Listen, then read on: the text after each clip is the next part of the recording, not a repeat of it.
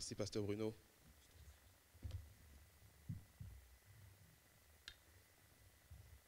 Vous allez bien ce matin? Oui. Oui, ça va bien, merci.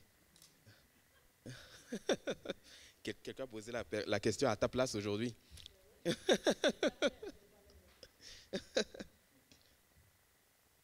C'est vrai, quand nos ados et enfants quittent la salle, c'est vide. Ça devient calme, ok. Bon. Alors, ce matin, on va continuer encore dans ces moments et on va entrer dans le message du jour. On est dans notre série. Ma sœur Anne, est-ce que ce serait possible de m'accompagner? Merci beaucoup. On va entrer donc le thème depuis le début de l'année, donc c'est au niveau de la croissance.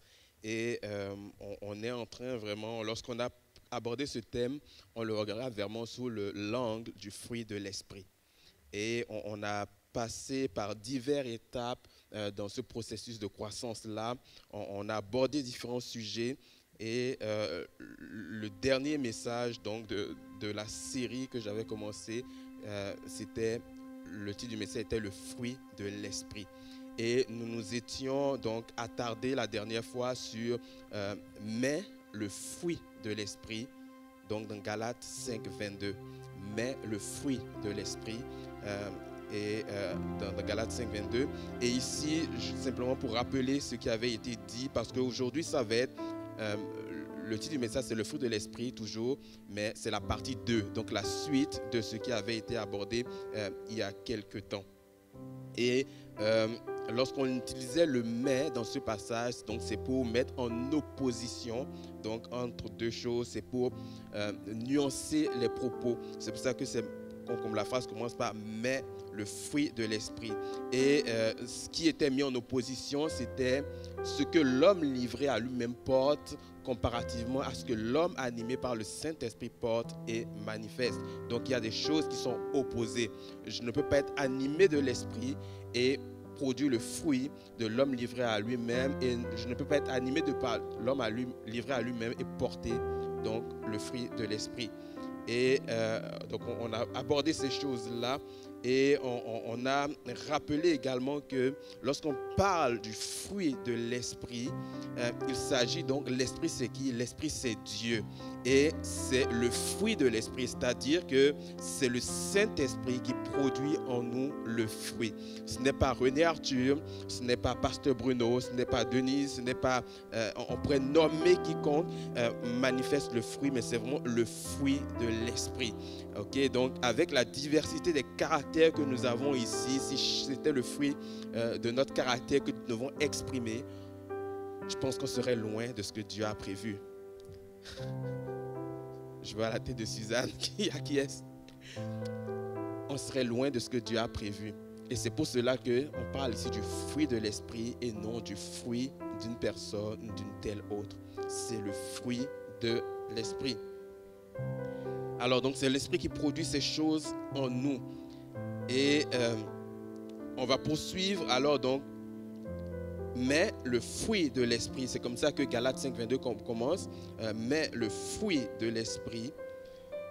Et ici ce matin, on va regarder maintenant le fruit en tant que tel. Okay? Le fruit en tant que tel. Et je crois que ça met la table pour ce qui est à venir pour les prochains messages, parce que je crois que par la grâce de Dieu, nous allons entrer dans la composition de ces choses-là, l'amour, la paix, la joie, etc. On va y entrer par la grâce de Dieu, à moins que le Seigneur nous réserve un autre chemin pour y arriver, mais par la grâce de Dieu, la prochaine fois, on va entamer véritablement dans ce type de détails-là. Alors, le fruit. Le fruit, c'est quoi? Premièrement, le fruit, il va nous permettre donc de reconnaître en tant que tel un arbre. Okay? Le fruit va aussi nous démontrer quelque part la capacité de cet arbre à produire. Et le fruit également, il va aussi démontrer quelque part la maturité parce que le fruit arrive à une certaine étape de la croissance. Donc ici, on a 3 aspects du fruit. On a donc le fruit en tant que façon de reconnaître l'arbre duquel on est en présence. Le fruit qui va également démontrer donc la capacité de cet arbre, et le fruit aussi qui démontre aussi la maturité de cet arbre.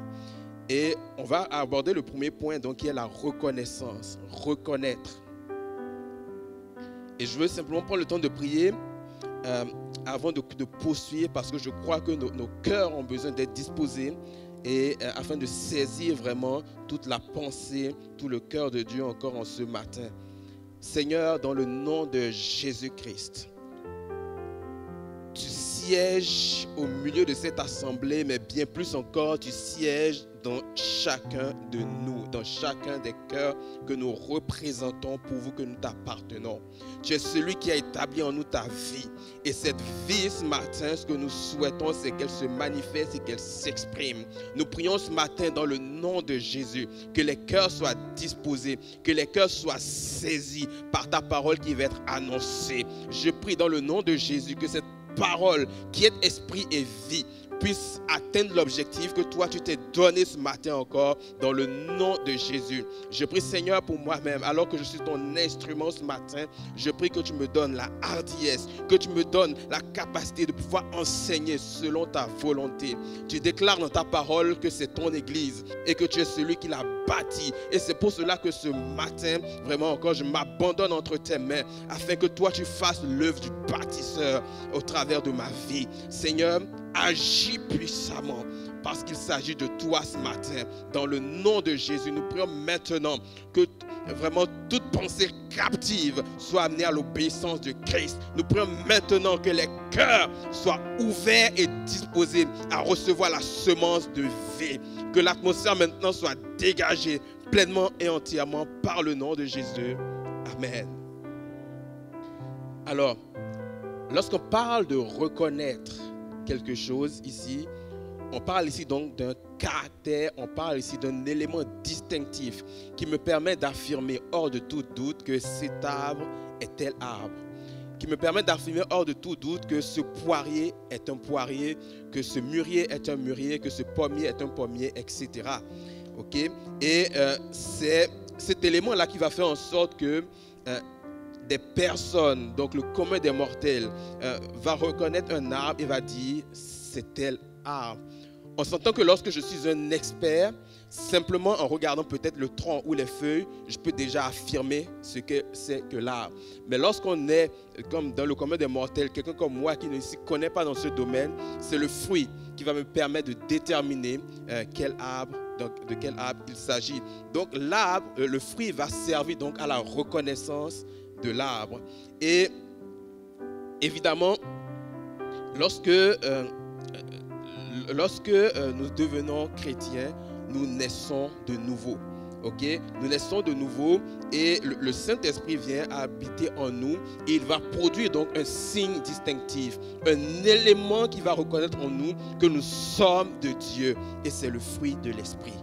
C'est le fruit de l'Esprit.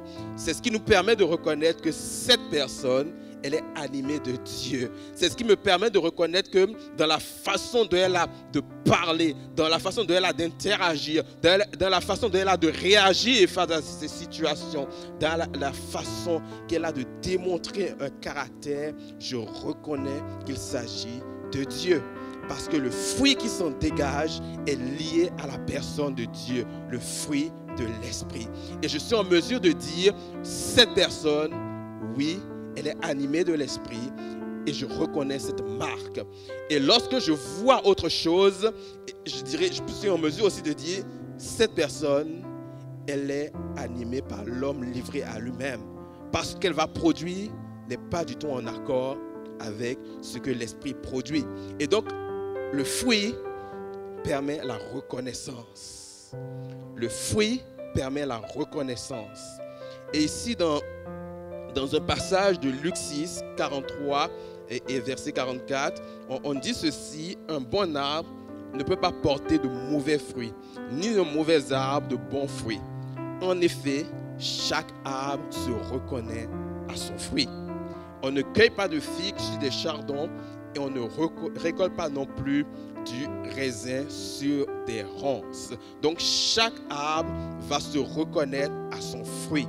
Si je dis que je suis un chrétien qui est animé, qui est conduit par l'esprit, il faut que je produise le fruit de l'esprit afin que quiconque reconnaisse qu'effectivement je suis animé de l'esprit. Je suis cet arbre-là en question. Et dans Matthieu 7, au verset 15 à 20, il y a ceci qui est dit: gardez-vous des faux prophètes. Lorsqu'ils vous abordent, ils se donnent l'apparence d'agneaux, mais en réalité, ce sont des loups féroces. Vous les reconnaîtrez à leurs fruits. Est-ce que l'on cueille des raisins sur des buissons d'épines ou des figues sur des ronces? Ainsi, un bon arbre porte de bons fruits, un mauvais arbre produit de mauvais fruits. Un bon arbre ne peut pas porter de mauvais fruits, ni un mauvais arbre de bons fruits. Tout arbre qui ne donne pas de bons fruits est arraché et jeté au feu. Ainsi donc, c'est à leurs fruits que vous les reconnaîtrez. Et ici, on nous met en garde par rapport à des faux prophètes, on pourrait l'appliquer à n'importe qui. Lorsque je regarde quelqu'un agir, et tout qu'il soit prophète ou non, qu'il soit un simple enfant de Dieu, sa façon d'agir reflète par quoi il est animé. Et lorsque quelqu'un agit d'une certaine manière, je suis capable par le fruit qu'il porte de déterminer si oui ou non, c'est l'œuvre de Dieu qui opère en lui. Si oui ou non, c'est le Saint-Esprit qui agit dans sa vie. Et c'est important de garder cela parce que nous allons juger les actes de la personne en tant que telle par rapport aux fruits qu'elle porte et qu'elle dégage. Si la personne est constamment colérique et vit dans la colère, à ce moment, je reconnais qu'il ne s'agit pas du fruit de l'esprit, mais qu'il s'agit du fruit de l'homme livré à lui-même. Et c'est important et tout de prendre conscience de ces choses-là, parce que cela vient quelque part aussi nous déterminer là où nous sommes rendus. Alors, le fruit me permet de reconnaître un arbre. Le fruit de l'esprit me permet de reconnaître que je suis animé de l'esprit, que tel ou tel est animé de l'esprit de Dieu. Amen. Est-ce que ça va?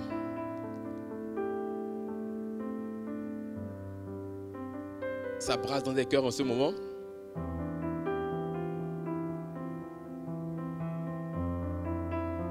Ça brasse peut-être, mais le but n'est pas de nous culpabiliser. C'est de prendre conscience de où Dieu nous amène.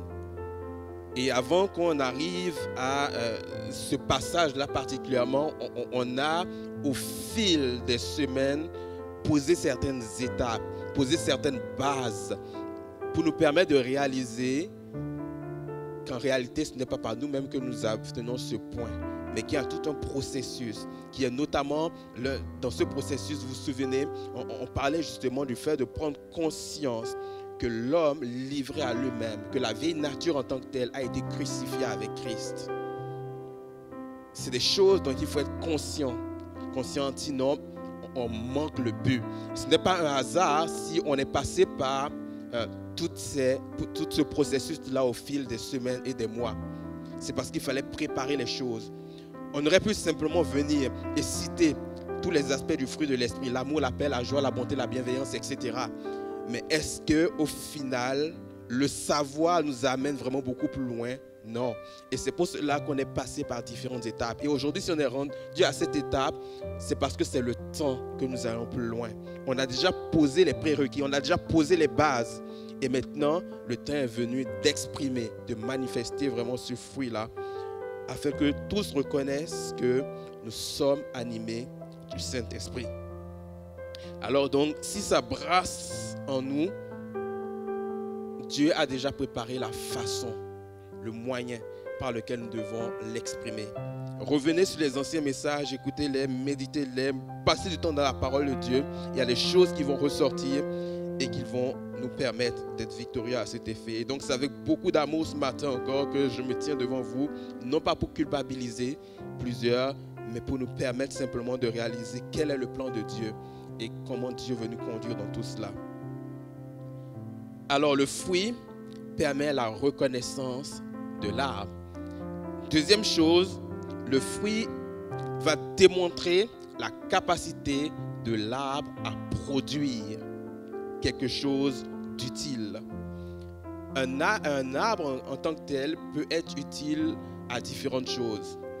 On peut utiliser le bois d'un arbre pour produire toutes sortes de choses. On peut utiliser le feuillage d'un arbre, les feuilles d'un arbre pour toutes sortes d'autres choses.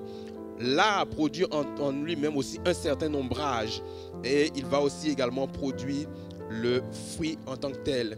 Et le fruit, il ne sert pas à l'arbre en tant que tel, mais il sert à la consommation des autres espèces, y compris de l'espèce humaine, mais il sert aussi à la consommation d'autres espèces d'animaux, etc.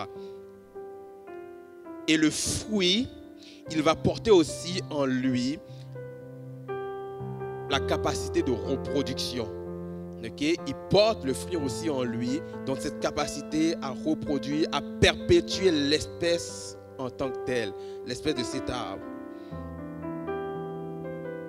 Alors, le fruit, on constate donc qu'il n'est pas pour l'arbre, ok? Il est pour les autres. Et dans un passage, on va voir Jésus qui va, ça c'est dans Marc 11, les versets 12 à 14, où on voit Jésus à un moment donné qui quitte la ville de Béthanie, il a faim, il aperçoit un figuier au loin, il aperçoit un figuier donc qui est chargé de feuilles, il s'avance vers le figuier pensant y trouver des fruits, mais au final il ne trouve pas des fruits. Et là il va maudire l'arbre et dire à l'arbre en tant que tel que plus personne ne mangera de tes fruits.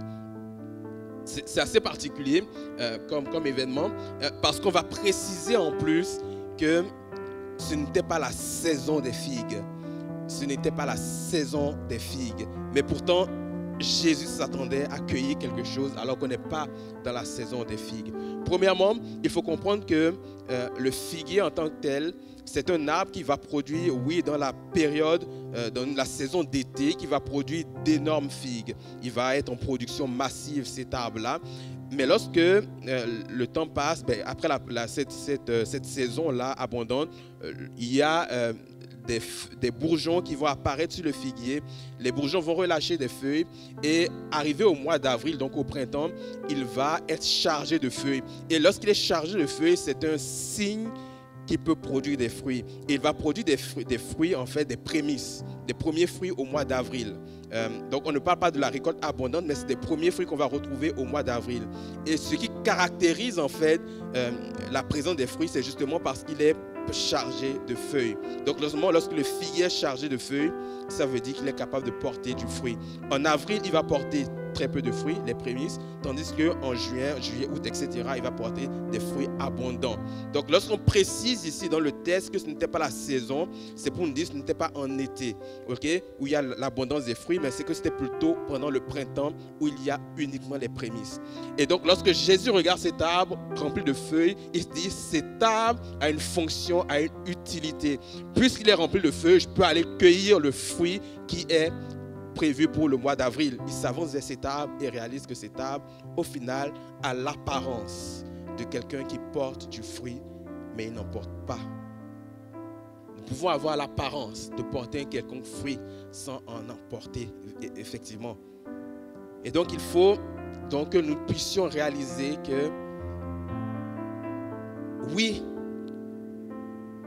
l'arbre a la capacité de porter des fruits, mais il faut qu'il les porte effectivement pour qu'on puisse déterminer que cette capacité-là est valide, qu'il puisse être utile pour d'autres. Et comme je disais tantôt, le fruit ne bénéficie pas à l'arbre en tant que tel. Il va bénéficier à ceux qui sont autour, à ceux qui en ont besoin. Il va aussi permettre la perpétuation de l'espèce, la reproduction de l'espèce. Mais lorsque nous voyons un arbre, on s'attend à en jouir d'une certaine façon. Et dans ce cas-ci, dans cette histoire-là, Jésus n'a pas pu jouir alors de ce fruit, alors que le figuier se présentait comme un arbre porteur de fruits, qui n'en avait donc pas la capacité à ce moment-là. Et il n'était donc pas d'une grande utilité. Alors, celui qui va manger un fruit, c'est lui qui va déterminer, mais il va pas déterminer, mais il va se rendre compte finalement de la qualité et de la saveur du fruit. Est-ce que l'arbre s'en rend compte? Non, pas vraiment, ou peut-être, j'en sais rien. Les scientifiques, les spécialistes, les arboriculteurs pourront nous le dire. Mais ce qui est certain, celui qui consomme le fruit, c'est lui qui va être à même d'exprimer si ce fruit est de qualité, s'il est savoureux, s'il est nutritif, etc. S'il est d'une qualité exceptionnelle, c'est celui qui en consomme qui va être en mesure de le dire. Et si le fruit est de mauvaise qualité, habituellement, celui qui le consomme va le rejeter. Et pour celui qui les cueille pour la vente, pour la commercialisation, s'il se retrouve en face de fruits de mauvaise qualité, il va essuyer une perte. Alors, plus le fruit est savoureux et plus on veut en consommer. Plus le fruit est savoureux, plus il a de la valeur aux yeux des personnes qui en consomment. Et ceux-ci en veulent plus. Et plus nous portons, nous exprimons, nous manifestons le fruit de l'esprit, plus de gens veulent nous côtoyer. Plus de gens veulent être près de nous pour que nous puissions consommer ce qui s'en dégage, ce qui se dégage de nos vies. Le fruit de l'esprit en tant que tel n'est pas pour nous. C'est un gage de notre croissance, mais ce n'est pas pour nous. Ce n'est pas nous qui en bénéficions. Lorsqu'on dit que quelqu'un a un bon caractère ou un mauvais caractère, en fait, on est en train d'exprimer le fait que dans ses interactions avec les autres, le mauvais ou le bon caractère s'exprime. Ce n'est pas pour la personne en tant que telle, c'est pour les autres. Et lorsque nous lisons dans Galates 5, les versets 13 à 15, il va être dit ceci: « Oui, mes frères, vous avez été appelés à la liberté. Seulement, ne faites pas de cette liberté un prétexte pour vivre comme des hommes livrés à eux-mêmes. Au contraire, par amour, mettez-vous au service les uns des autres. Car la loi se trouve accomplie tout entière par l'obéissance à cette seule parole. Aime ton prochain comme toi-même. Mais si vous vous blessez les uns les autres, et si vous vous entre-déchirez, prenez garde. Vous vous détruirez mutuellement. » Ici, ces passages-là sont quelques passages avant, mais le fruit de l'esprit, c'est l'amour, etc. Et ici, l'apôtre Paul donc, est en train de dresser quelque part la table pour dire, en réalité, lorsqu'on va parler du fruit de l'esprit, lorsqu'on va parler du caractère de Dieu, c'est dans nos interactions, c'est dans nos relations avec les autres. Et il est bien vrai que nous en profitons indirectement. Parce que lorsque j'ai de bonnes relations avec les autres, lorsque les autres me trouvent agréable de caractère, ils ont envie de se commettre vis-à-vis de moi. Ils ont envie de cultiver une certaine relation avec moi. Ils ont envie de me faire du bien en retour. Donc quelque part ici, on est encore dans la loi de la semence et de la moisson. Parce que si je fais du bien à quelqu'un d'autre, si mon caractère s'exprime et qu'il est apprécié des autres, en retour, ils ont envie de me faire du bien. Et ici, on sous-entend donc la loi de la semence et de la moisson. Mais ça, c'est une autre affaire. Mais ici, il faut comprendre que le caractère, lorsqu'il s'exprime, c'est avant tout au bénéfice des autres. Alors, que ce ne soit pas un prétexte, ne fais pas de cette liberté un prétexte pour vivre comme des hommes livrés à eux-mêmes. Et les hommes livrés à eux-mêmes sont dans la calomnie, sont dans le mensonge, sont dans la médisance, sont dans le vol, sont dans etc. Toutes sortes de choses. Mais au contraire, par amour, mettez-vous au service les uns des autres. Mon but, ce doit être ultimement de chercher à me mettre au service de l'autre, de chercher à me soumettre, à nous soumettre les uns les autres, de chercher le bien des autres. Et un peu plus dans ce passage, on dit aime ton prochain comme toi-même. Comme toi-même. Ce que tu acceptes pour toi, fais-le pour les autres. Ce que tu n'accepterais pas pour toi, ne le fais pas pour les autres. Si tu n'acceptes pas qu'on parle dans ton dos, ne parle pas dans le dos des autres. Si tu n'acceptes pas qu'on te vole, ne vole pas les autres.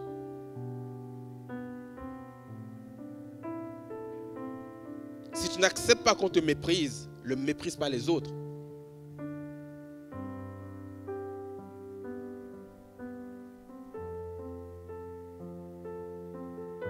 Être au service des autres et aimer les autres.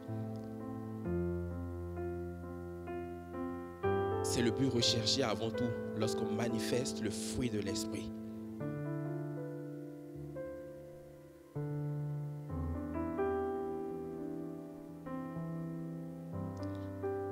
Lorsque le fait d'exprimer le fruit de l'esprit nous montre véritablement dans une situation donnée à qui nous sommes soumis. Est-ce que je suis soumis à l'esprit ou est-ce que je suis soumis à l'homme livré à lui-même? Si le Saint-Esprit est en nous, ça doit être visible par le fruit que nous portons ou par le fruit que nous le permettons de manifester dans nos vies. Vous savez, le Saint-Esprit, il va œuvrer en collaboration avec nous. Il n'est pas là pour agir de son propre cru par lui-même sans que nous n'intervenions. Le Saint-Esprit nous dirige, nous conduit. Il s'attend que nous adoptions sa pensée pour pouvoir exprimer sa pensée. Il ne nous contraint pas. Il ne nous oblige pas. Et vous vous souvenez que dans un des messages précédents, on parlait justement de la vieille nature. La vieille nature, elle contraignait, elle m'obligeait à vivre dans le péché. Et si elle a été crucifiée, c'est justement pour qu'elle n'ait plus la capacité de me contraindre. Or, le Saint-Esprit, lui, il n'est pas contraignant. Par un murmure doux et léger, il agit dans nos vies. Et lorsque nous collaborons avec lui, alors ce qui en ressort, le fruit qui en ressort est grand. Vous vous souvenez, à un moment donné, Dieu va dire, voici, c'est dans l'Ancien Testament, je mets devant vous la bénédiction et la malédiction. Choisis la bénédiction et tu vivras. Si tu choisis la malédiction, tu mourras. Donc la balle est dans ton camp. Si tu veux vivre, choisis la bénédiction. Et la bénédiction, elle se manifeste dans ce cas-ci par la soumission au Saint-Esprit. Galates 5,25 va nous dire ceci, 5,25, puisque l'Esprit est la source de notre vie, laissons-le aussi diriger notre conduite. Puisque l'Esprit est la source de notre vie, laissons-le aussi diriger notre conduite. C'est le Saint-Esprit qui fait naître en nous la vie. Mais au-delà de la faire naître cette vie, il veut que cette vie s'exprime. Et pour qu'elle s'exprime, il faut que nous soyons soumis, que nous soyons prêts à faire sa volonté, que nous soyons prêts à nous laisser conduire par lui. Il y a un passage dans Romains où il nous est dit ceci, je ne me souviens plus de la référence exacte, mais il est dit ceci, ceux qui sont conduits par l'Esprit sont fils de Dieu. Et le terme utilisé pour fils de Dieu, ce n'est pas un enfant, un enfant à bas âge, mais le terme utilisé ici, c'est d'un enfant mature. Un enfant qui a de la maturité. Qui a de la maturité. Et donc, quand on dit ceux-là qui se laissent conduire par le Saint-Esprit, son Fils de Dieu, on parle ici des personnes matures.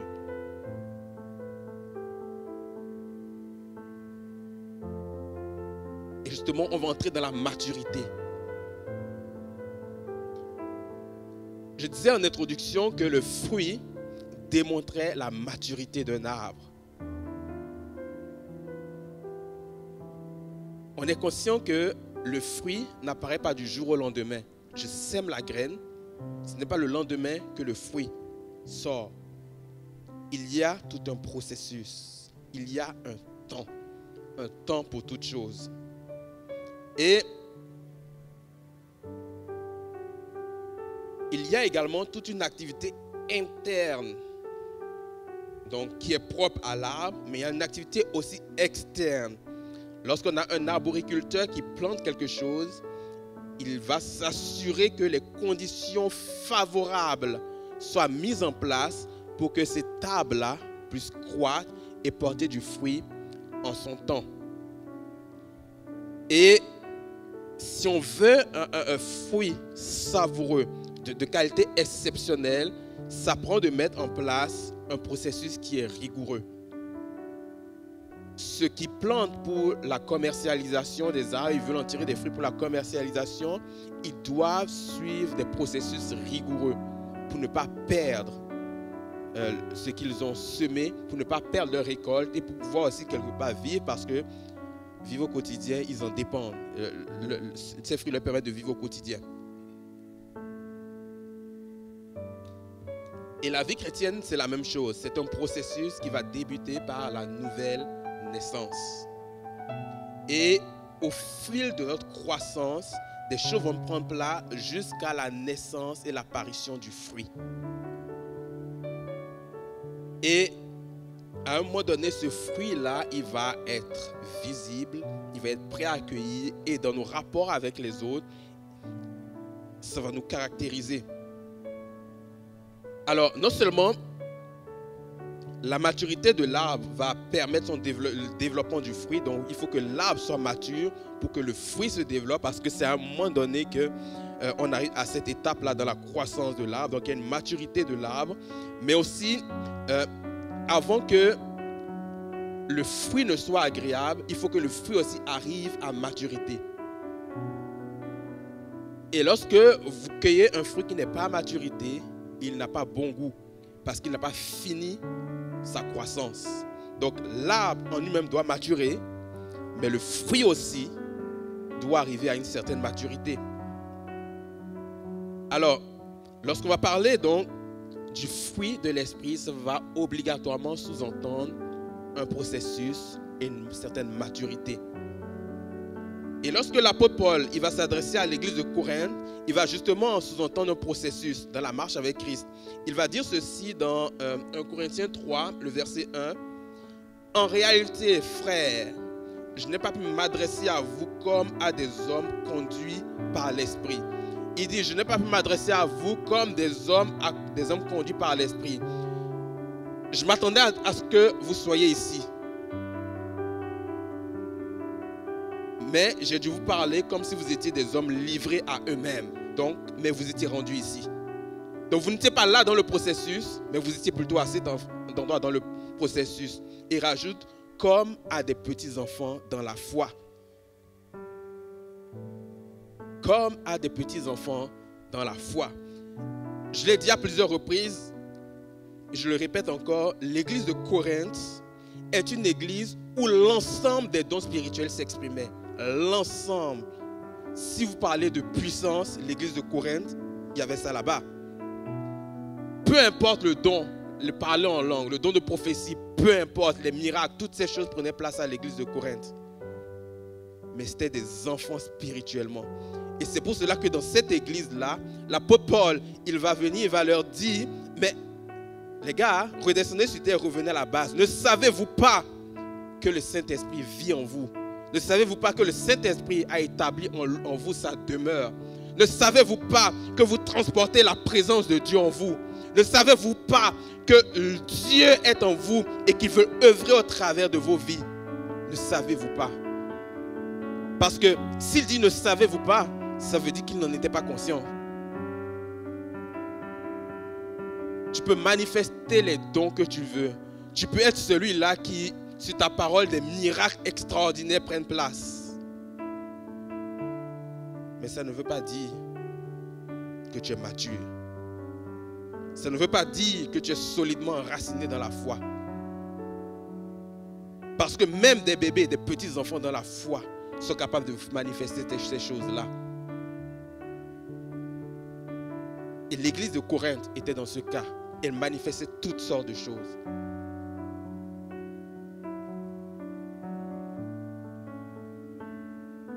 Il dit, je n'ai pas pu m'adresser à vous comme des hommes conduits par l'Esprit. mais j'ai dû m'adresser à vous comme à des personnes qui sont livrées à elles-mêmes, comme à des enfants dans la foi. Et ça me fait penser à peut-être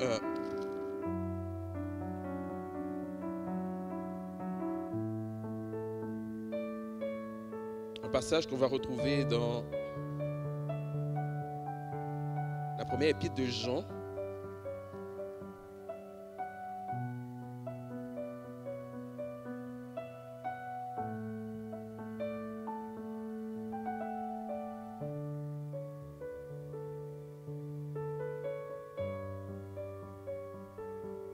La première épître de Jean, donc je crois que c'est le chapitre 4.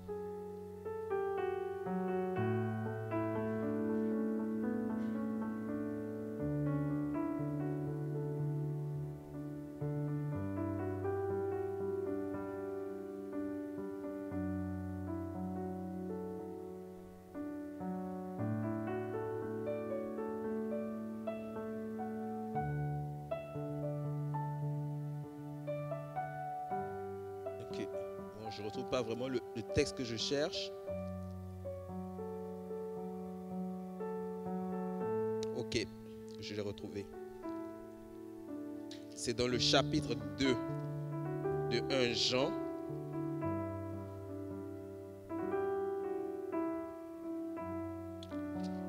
Dans le verset 12, où Jean va écrire ceci. Je vous écris ceci, enfants. Vos péchés vous sont pardonnés grâce à Jésus-Christ. Je vous écris ceci, Père. Vous connaissez celui qui est dès le commencement. Je vous écris ceci, jeunes gens. Vous avez vaincu le diable. Je vous le confirme, enfants. Vous connaissez le Père. Je vous le confirme, Père. Vous connaissez celui qui est dès le commencement. Je vous le confirme, jeunes gens. Vous êtes forts. La parole de Dieu demeure en vous. Et vous avez vaincu le diable. Et ici, dans c'est des stades que l'apôtre Jean aborde. Donc, le stade de la croissance spirituelle, le stade d'enfant, de jeune adulte et celui de père. Et dans le stade d'enfant, il rappelle ceci, vos péchés sont pardonnés. Parce que les enfants luttent avec cela. Est-ce que je suis pardonné? Est-ce que si? Ils sont toujours dans la base.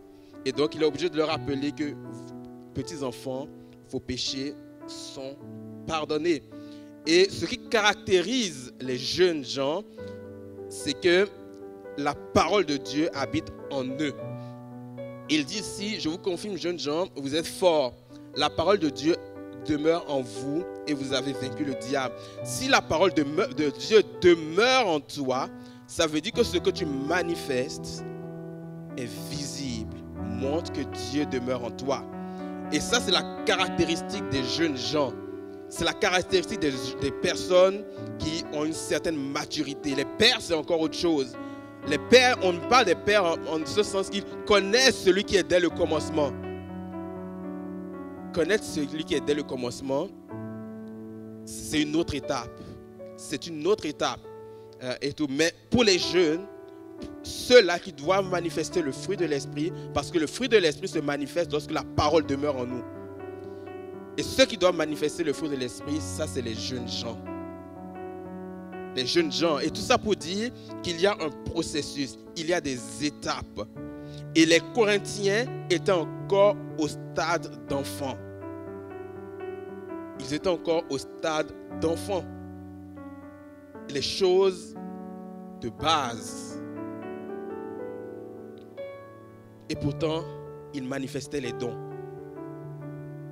Donc si nous avons l'habitude de mesurer notre croissance par rapport à la façon dont nous manifestons les dons, par rapport aux visions, aux songes que nous avons, nous sommes dans l'erreur. C'est le fruit de l'esprit qui démontre où nous sommes rendus véritablement. Je ne suis pas en train de dire que ces choses sont mauvaises. Je l'avais déjà abordé dans des messages précédents. Je ne suis pas en train de dire que ces choses sont mauvaises, mais n'évaluons pas notre croissance par rapport à ces choses-là.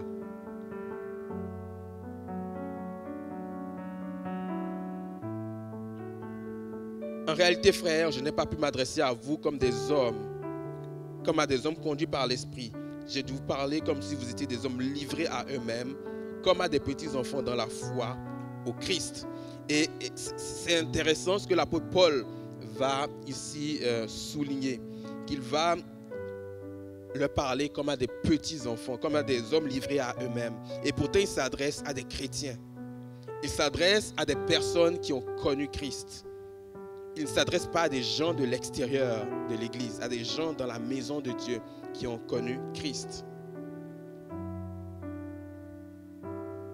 Lorsque la vieille nature a été crucifiée, lorsqu'il nous a dit dans Romains que la vieille nature a été crucifiée, il nous a dit ici qu'elle a été crucifiée afin que la puissance qui émanait de cette vieille nature puisse être réduite à néant. Que cette vieille nature puisse être désarmée, de sorte que nous ne serons plus sous la contrainte de la vieille nature. Mais nous avons pris l'habitude au fil des années, avant notre rencontre avec Christ, de nous laisser conduire par la vieille nature. Donc elle a des habitudes, la vieille nature. Donc c'est normal qu'à certains moments, elle veuille s'exprimer. C'est naturel. Mais le but de la crucifixion de la vieille nature, c'est qu'elle a été désarmée. De sorte qu'elle ne puisse plus nous contraindre, qu'elle ne puisse plus nous obliger. Et donc, si je ne réalise pas cela, je vais à chaque fois que ma vieille nature se manifeste, la laisser s'exprimer pleinement parce que je crois que je suis encore sous la contrainte. Mais c'est parce que la Bible me dit dans Romains, elle me dit qu'elle a été crucifiée. Cette vieille nature a été crucifiée avec Christ afin que le pouvoir qui se dégageait d'elle et puis le pouvoir de contrainte ne puisse plus s'exprimer vis-à-vis de nous. Oui, elle va peut-être essayer de se manifester, de s'exprimer. Et je me souviens même que la mémoire me revient, je vais prendre un exemple particulier. Un chef d'armée, un chef militaire qui avait l'habitude donc de demander à un de ses subalternes, tiens, fais-moi telle chose à tel moment de la journée. À chaque fois que le subalterne passait par là, il devait rendre ce service-là à ce général-là. Mais il se fait que ce général-là a été, on lui a retiré ses galons. Il n'a plus cette autorité. Celui qui a eu l'habitude de se soumettre à lui, celui qui a l'habitude de lui faire, de lui faire certaines choses à certains moments de la journée, naturellement, même si ce général a été dégradé, il va vouloir refaire la même chose parce qu'il a été conditionné, parce qu'il a été habitué. Mais à la minute où il se dit, mais non, il n'est plus mon général. Là, à ce moment-là, sa façon de changer, sa façon de fonctionner change. Parce qu'il a pris conscience de quelque chose. Mais s'il ne fait pas cette réflexion, naturellement, il a envie de se soumettre à cet homme-là. Parce que cet homme, pendant plusieurs années, a été en autorité sur lui et lui a imposé certaines choses. Et c'est la même chose avec la vieille nature. Elle nous a imposé certaines façons de faire. Mais elle a été désarmée désormais. Nous devons en prendre conscience.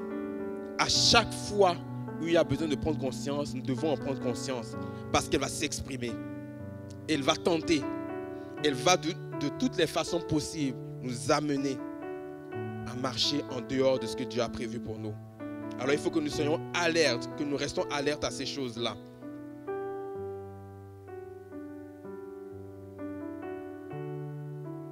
Pour manifester le fruit de l'Esprit, il faut dépendre du Saint-Esprit. Sinon, ce que nous allons produire, c'est le fruit de l'homme qui est livré à lui-même. Et ça, c'est la caractéristique des petits-enfants dans la foi. Alors, ce processus-là, donc, qui mène à la maturité, va faire intervenir quelque part l'entretien du plan de l'entretien de l'arbre par l'arboriculteur. Et la Bible parle de nous comme étant des sarments. Des sarments.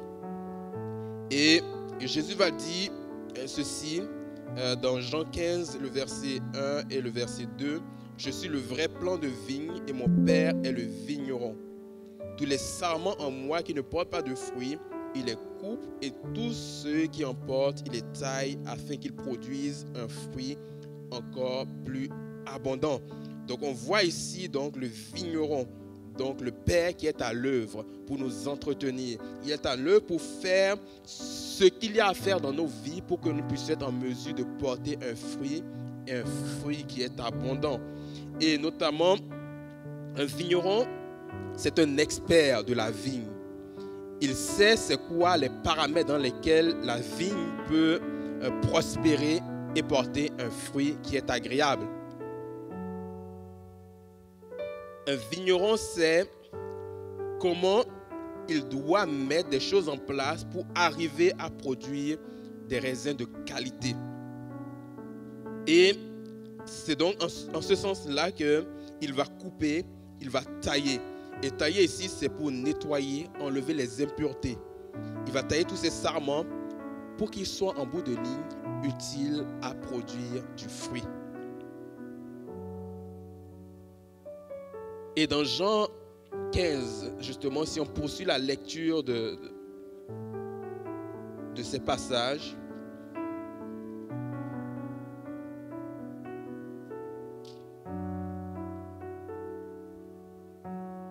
on dit ceci: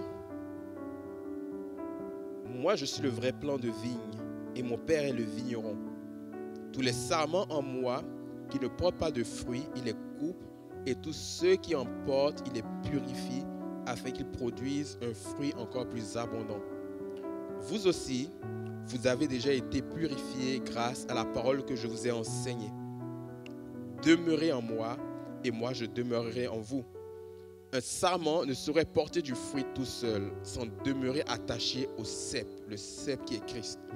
Il en est de même pour vous. Si vous ne demeurez pas en moi, vous ne pourrez porter du fruit. Je suis le cep de la vigne et vous en êtes les sarments. Et celui qui demeure en moi et en qui je demeure portera du fruit en abondance. Car sans moi, vous ne pouvez rien faire. C'est un axiome, c'est une vérité qui est établie. Sans moi, vous ne pouvez rien faire. Si on ne veut pas l'accepter, libre à nous. Mais c'est ce que la Bible dit. Sans moi, vous ne pouvez rien faire qui puisse porter de la vie. On peut tout faire, mais ça ne portera pas de vie. Sans moi, vous ne pourrez rien faire. Si quelqu'un ne demeure pas en moi, on le jette hors du vignoble, comme les sarments coupés. Ils se dessèchent, puis on les ramasse, on y met le feu, on les brûle. Mais si vous demeurez en moi et que mes paroles demeurent en vous, demandez ce que vous voudrez et vous l'obtiendrez. Si vous produisez du fruit en abondance et que vous prouvez ainsi que vous êtes vraiment mes disciples, mon Père sera glorifié aux yeux de tous. Comme le Père m'a toujours aimé, moi aussi je vous ai aimé. Maintenez-vous donc dans l'amour. Si vous obéissez à mes commandements, vous demeurerez dans mon amour, tout comme moi-même j'ai obéi aux commandements de mon Père et je demeure dans son amour. Tout cela, je vous le dis, pour que la joie qui est la mienne vous remplisse vous aussi et qu'ainsi votre joie soit complète. Et si on saute jusqu'au verset 16, il nous est dit ceci: ce n'est pas vous qui m'avez choisi, non, c'est moi qui vous ai choisi. Je vous ai donné mission d'aller, de porter du fruit qui soit durable. Alors le Père vous accordera tout ce que vous le demanderez en mon nom. Dans ces passages qu'on a lus, on réalise qu'il est primordial de laisser en la parole de Dieu le soin de s'établir en nous. Et lorsqu'elle s'établit en nous, nous sommes capables de porter du fruit. Nous sommes capables de produire un fruit qui est savoureux, qui est abondant. Et donc les paramètres dans lesquels le vigneron va fonctionner, ce sont les paramètres qui ont déjà été établis dans la parole. Il n'y a pas d'autres paramètres. Ces paramètres-là sont faits, ils sont établis à tout jamais. Et donc si je veux savoir dans quels paramètres ma croissance, ma maturité doit me conduire, il faut que je sois dans la parole. Il faut que la parole demeure en moi. Il faut que la parole habite en moi. Parce que Christ est la parole. Il faut qu'il siège. Et lorsqu'on va parler de demeurer, ça veut dire rester, s'asseoir, devenir sédentaire, habiter en ce lieu, ne plus bouger. C'est ça qu'on appelle demeurer en. Donc demeurer en, ça veut dire que la parole, je m'en nourris, je la médite, je la rumine. Elle s'assied en moi de sorte que la vérité de la parole puisse s'exprimer. Mais si je la lis comme un livre quelconque, si je passe au travers des pages, des versets, sans m'attarder sur cela, elle ne peut pas demeurer en moi. Pour demeurer, il faut que je la médite. Il faut que je l'ingurgite. Il faut que je réfléchisse sur cela. Il faut que je me pose des questions, que je recherche l'application de cette parole dans ma vie, de sorte que cette parole-là demeure en moi et qu'elle produise le fruit escompté. Alléluia. Amen. Le fruit va démontrer également la santé et la vitalité de l'arbre. Un arbre qui est malade, un arbre qui est sec, ne peut pas produire de fruits qui soient goûteux ou savoureux. S'il en produit du fruit, alors ce fruit sera un fruit malade également. Un fruit qui est sec.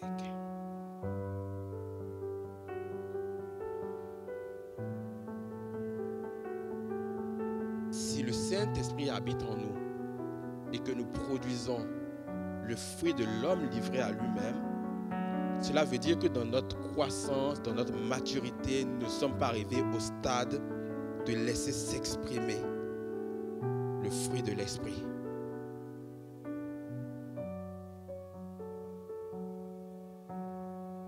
Lorsque vous lisez Galates 5, les versets 19 à 23, vous allez voir le fruit de l'un comme le fruit de l'autre. Et cela nous permet quelque part de nous jauger, de savoir exactement où nous en sommes rendus dans notre croissance, dans notre processus.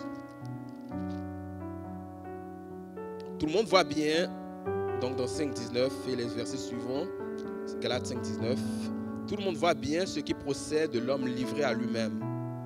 L'immoralité, les pratiques dégradantes, la débauche, l'adoration des idoles, la magie, la haine, les querelles, les jalousies, les accès de colère, les rivalités, les dissensions, les divisions, l'envie, l'ivrognerie, les orgies et autres choses de ce genre. Et ce n'est pas une liste exhaustive. Ça, c'est le fruit de l'homme livré à lui-même. Donc, si je me retrouve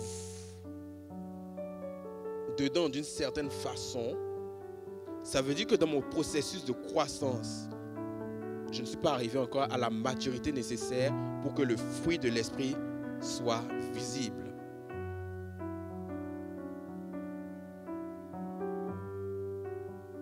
Est-ce que je me retrouve dans cette catégorie-là de personnes? Si je m'assieds, je fais mon introspection de façon honnête. Est-ce que je me retrouve dans ce type de catégorie-là? Et de grâce, si vous faites une introspection et que vous vous retrouvez dedans, ce n'est pas la peine de se morfondre. Okay? Ça ne sert à rien strictement de se morfondre, de pleurer. Ça ne sert strictement à rien. Prends juste conscience de là où tu es et implore la grâce de Dieu et médite la parole pour aller plus loin. C'est tout. C'est tout ce dont tu as besoin. Parce que Dieu ne veille pas sur tes pleurs. Il veille sur sa parole. Okay? Donc, prends conscience simplement et va de l'avant. Nous tous, nous avons des choses avec lesquelles nous devons dealer. On est tous dans le même bateau. Aucun de nous n'est pleinement arrivé encore. Mais le fruit de l'esprit, c'est l'amour, la joie, la paix, la patience, l'amabilité, la bonté, la fidélité, la douceur, la maîtrise de soi. C'est ça, le fruit de l'esprit. C'est parce que l'arbre, en tant que tel, donc il est en santé, il est bien irrigué en eau, il est bien irrigué en sève, qu'il est capable de porter du fruit. C'est parce qu'il y a du soleil en abondance, c'est parce qu'il y a de la pluie au bon moment, parce qu'il est arrosé au bon moment que il va pouvoir être en santé, que ses feuilles vont être en santé. Ce n'est pas aussi parce que son propriétaire va en prendre soin qu'il va arriver à ce stade-là où il peut porter un fruit de qualité. Et Jérémie 17, le verset 7, 8 dit ceci: béni soit l'homme qui se confie en l'Éternel et place sa confiance en l'Éternel. Il sera comme un arbre planté près d'un cours d'eau qui étend ses racines vers le ruisseau. Il ne redoute rien lorsque vient la chaleur. Ses feuilles restent vertes. Il ne s'inquiète pas pendant l'année de sécheresse et il ne cesse de produire du fruit. Et ça, c'est la caractéristique de celui qui se confie en l'Éternel. C'est la caractéristique de celui qui se laisse conduire par le Saint-Esprit.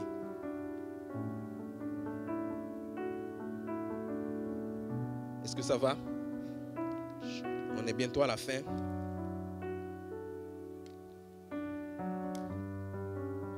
Et j'aimerais terminer par ceci. Il est dit ceci: mais le fruit de l'esprit, c'est le fruit de l'esprit.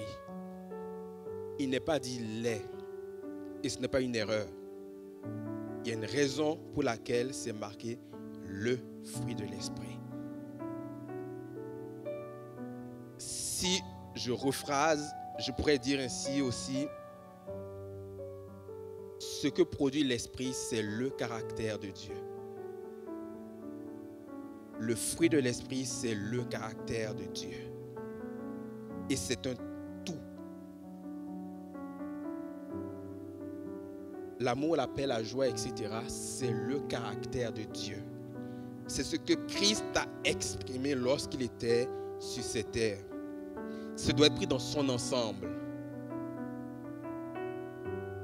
Ça doit être pris dans son ensemble. Parce que ce que le Saint-Esprit cherche à produire en nous, c'est le caractère de Dieu. Ce n'est pas une diversité de caractères qu'il cherche à produire en nous. Ce n'est pas ici le caractère de Marion qui doit s'exprimer. Ce n'est pas le caractère de René Arthur qui doit s'exprimer. Ce n'est pas le caractère de Claude ni de Jean-Claude qui doit s'exprimer. C'est le caractère de Dieu. Le fruit de l'esprit. Le fruit de l'esprit.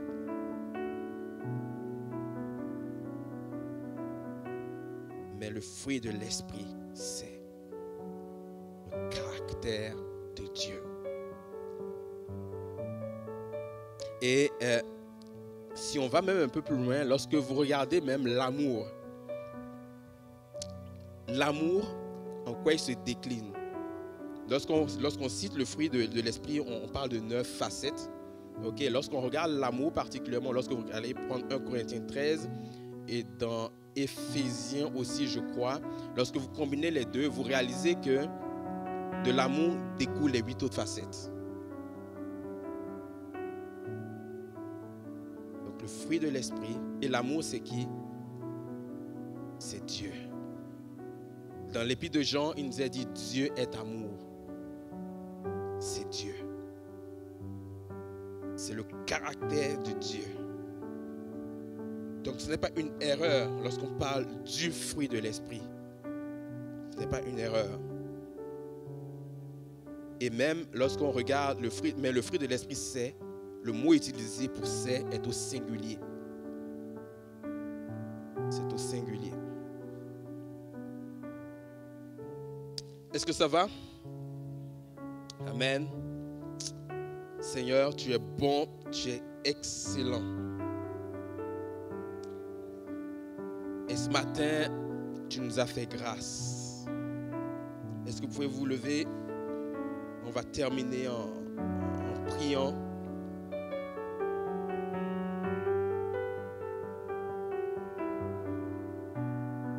Tu es celui qui nous a fait grâce.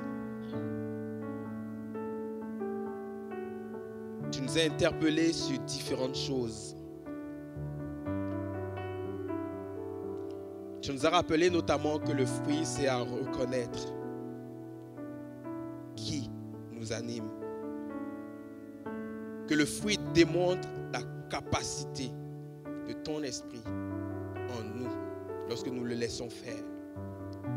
Tu nous as rappelé encore ce matin que le fruit démontre la maturité où nous sommes rendus dans notre marche avec toi. Tu as bousculé plusieurs choses dans nos vies, dans nos cœurs. Mais au-delà de ce que tu as bousculé, tes regards sont constamment vers nous afin de nous faire grâce. Et je prie ce matin que nous puissions pleinement saisir cette grâce et que nous comprenons pleinement ce à quoi tu nous appelles pour pouvoir vivre et manifester ton cœur, mais aussi ton caractère. Nous ne pouvons pas marcher sur cette terre des vivants et produire un fruit qui est contraire à ce que toi, tu veux faire dans nos vies. Et ce matin, nous reconnaissons qu'il y a des choses que nous n'avions pas saisies. Mais ce matin, tu es celui qui, par ton esprit, ouvre notre entendement de sorte que nous saisissons désormais, de sorte que dans nos cœurs monte un rhéma qui nous permet de saisir, de comprendre ta parole, sa profondeur et de nous aligner avec celle-ci. Merci parce que ce qui a été semé dans chacune de nos vies n'a pas été fait en vain. Mais cette semence va cheminer, elle va sortir et elle va nous faire porter le fruit escompté. Merci parce que tu es celui qui nous fait grâce. Et c'est pour cela que nous pouvons nous approcher avec assurance de ton trône, ce trône de grâce. Parce que tu veux en retour nous combler. Parce que tu veux en retour, oui, nous interpeller sur les choses qui doivent fonctionner autrement. Afin de pouvoir recevoir grâce sur grâce. Oui, nous te supplions ce matin. Donne-nous pleinement de prendre conscience. Parce que le temps n'est plus à se morfondre. Le temps n'est plus à s'apitoyer. Le temps n'est plus à pleurer sa vie. Mais il est temps pour nous de nous lever. Il est temps pour nous d'accepter ce que ta parole dit. Il est temps pour nous de recevoir pleinement ta parole en nous et de la laisser agir, de la laisser nous transformer. Parce que ta parole est vie.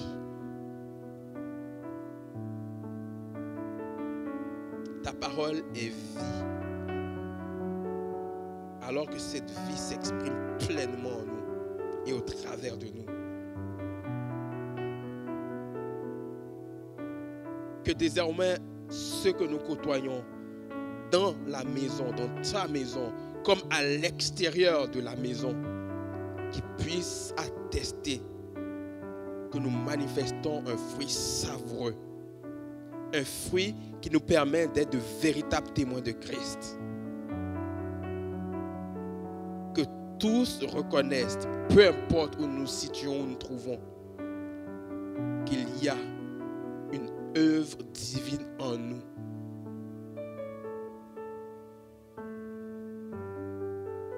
C'est le soupir de nos cœurs ce matin.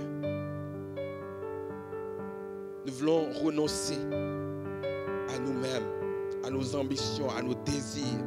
Nous voulons nous charger, nous porter de notre croix et suivre ton chemin.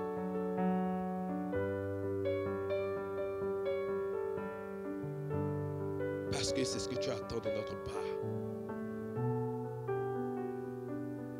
Nous voulons produire le fruit de ton esprit et rien d'autre.